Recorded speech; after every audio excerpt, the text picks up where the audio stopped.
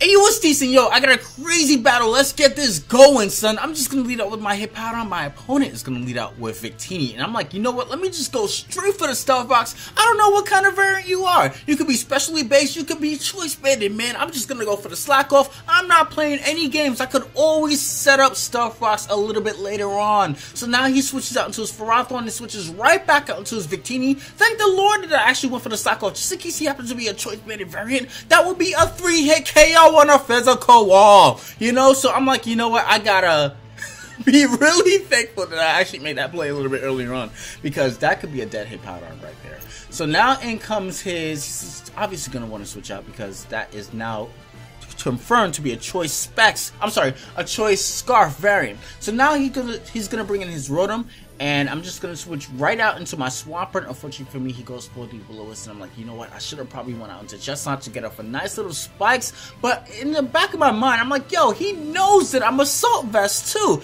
and he also knows that I'm Mirror Coat. So I'm like, you know what, Kashy, you gotta use some new Pokemon, son. I got a Assault Vest Corsola in the back row, son. You don't even know what it does. You don't even know what it does. Oh, you's not ready for that. So I'm about to use that next. Yo, I'm telling you right now, I'm using that next battle, son. Y'all better prepare.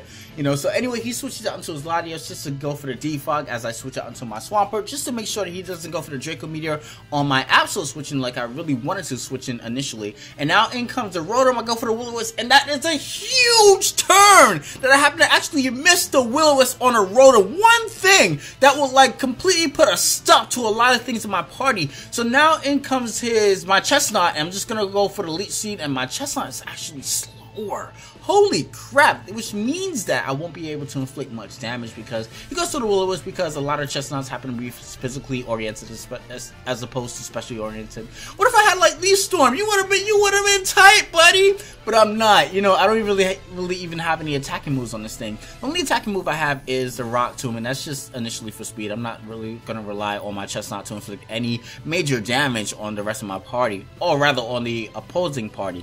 So now in comes my Swampert as he goes for the Draco Meteor after me going for the Leech Seed, and then he's gonna show that he's actually a Life Orb variant. So now in comes his Farathorn. He goes for the Gyro Ball, which is a 3-hit KO on my Mega Absol because I do have HP investments equipped onto it. I'm just gonna go for the Chesnaught, and I didn't even know that Bulletproof actually blocks Gyro Ball completely. So you learn something new every day. That's pretty cool. So now I'm just gonna go for the Leech Seed, predicting him to switch out. He predicts that pretty well and goes for the Stealth Frost, which also prompts me now to go for the Spikes, because now if he decides to switch into his Latios, that will mean his Stealth Frost will dissipate as well as my Spikes would, which would mean that his Farathorn has to switch out right now if he wants to set up the Stealth Frost a little bit later on, which I am going to predict him to switch right out into his Latios, which is great. I'll go for the Rock Tomb, which means that he gets a speed drop, which also means that now my Mega Absol will outspeed it and go for the Pursuit. So now he won't be able to get a chance to go for the Defog as he initially planned, and then later on go for the Stealth Frost, which would mean that my Spikes would have been dissipated on his side of the field, which is great. So now since I have the Pursuit, it's not ideal for me to have the Pursuit and the Sucker Punch. So he switches up to Victini to probably take advantage of the fact that I am a Mega Absol, probably go for the U-turn,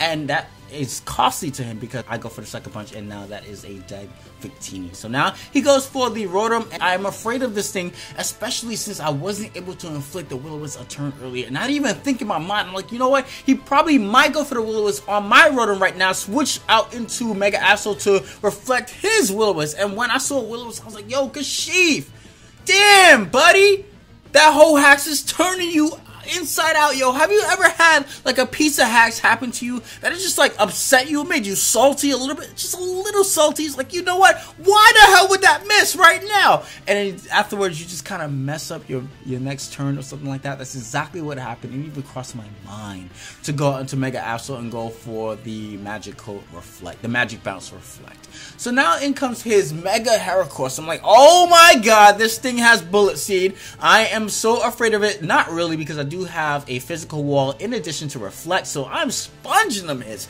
I'm just gonna go for the Rock Tomb again, and Rock Tomb does not break the substitute, and I'm like, oh my god, let me just go for the Earthquake as he shows me Close Combat. Close Combat's not doing nothing, son. I'm just gonna go for the Earthquake just to make sure I get a hit. The substitute should dissipate right now, as it does, and now I think in one more turn, the sandstorm will be able to knock it out. But I also am going to predict the sandstorm to dissipate because I'm Kashif. That's going to happen to me. And I'm just going to go out into Unfezant, and I'm thinking that he's going to probably switch up his moves and go for the pin missile because I think pin missile does more than close combat. Correct me if I'm wrong, but I think it does.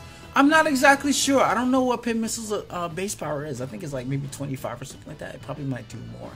But I predict him to go for that as opposed to go for the close combat to inflict a little bit more damage onto my Hippowdon. And now switch back into my Hippowdon and go for the slack off as the sandstorm dissipates the Mega Heracross. So now in comes the Rotom. I have no save switches because I have a Rotom that's already hurt from earlier on, as well as my Mega Absol. Mega Absol won't be able to finish it off because I don't have a burn equipped onto it.